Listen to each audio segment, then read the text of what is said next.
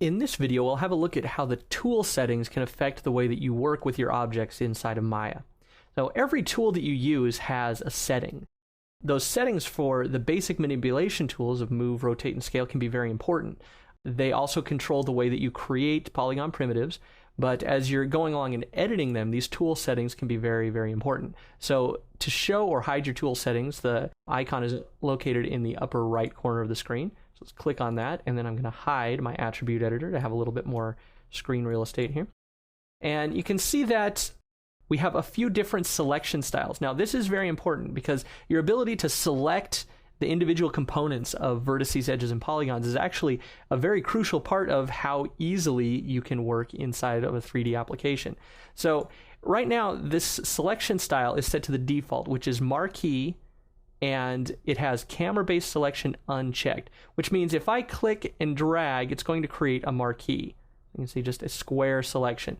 And when I release, everything that is touched by that marquee will be selected. And with camera-based selection unchecked, this will also select things completely through the object on the opposite side. So if I wanted to, for example, select the entire top of this, click and drag there, and you can see I missed a little bit.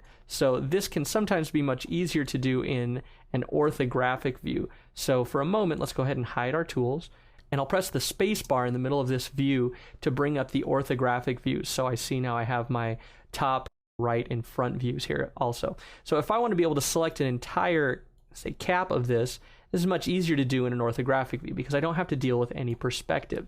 So clicking and dragging there, you can see gives me a nice selection. Whereas if I were to have this sphere here in view but not completely flat along the area that I want to select, so something like that, and I drag a selection, you can see that it's going to affect the way my selection is made. So you can see that didn't select these polygons through here or right there, but it got all the ones around the back. Now if I wanted to be able to select everything on the upper half of this, I just click and drag in my orthographic view and release, and there it is. Let's go back to our tool settings. So the camera-based selection will allow you to click and drag and only select what is visible. Again, the marquee will select everything that is touched by the square. So you can see if I say drag over this area, which I'm really only encapsulating one polygon right in the middle, but I have 9 polygons that my marquee is touching. Once I release, I'll select all 9 polygons. All right. Now, the other option for selection style is drag selection, or this is oftentimes called paint-based selection, where you click and drag to make a selection. Shift clicking will either add or remove polygons from the selection. Control clicking will only remove polygons, so something worth remembering. So you can click and drag out the polygons that you want to select. Shift click will, again, you can see remove polygons, or if they're unselected, we'll add them. You have to be careful with that. Control will only remove and will not add polygons to the selection. See, if I click and drag over the middle here, it's not having any effect. But as soon as I drag over a polygon that's already selected, you can see that it makes that change. Shift key has the all-in-one option. So just remember that as you're clicking and dragging around. So for example, if I wanted to just add this middle section of polygons here, in paint mode, I could just hold shift and drag across. If I happen to be in marquee mode, you have to be careful. Let's go ahead and deselect those 3 polygons. I need to make sure that I only drag in the middle of those 3 polygons.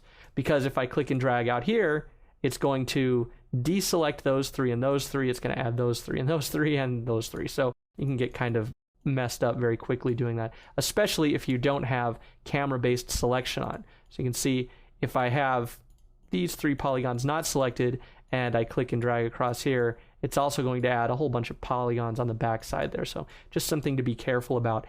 Feel free to switch back and forth between these modes frequently. It's only going to help you make your selections better as you're working with your 3D models. Now, the next thing down is the soft selection.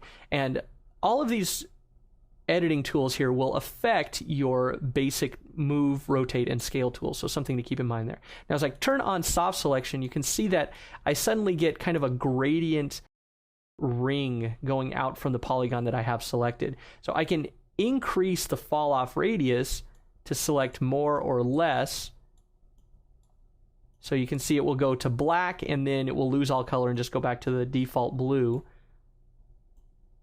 Areas that are yellow are going to receive 100% of any transformation that I do. Areas that are kind of the red and orange will get about half, and then as they get down to black, they will get nothing. So you can choose for this to go either over the surface of the object as a volume around the entire area. So if you have kind of overlapping geometry and you want to edit things together, that's really helpful.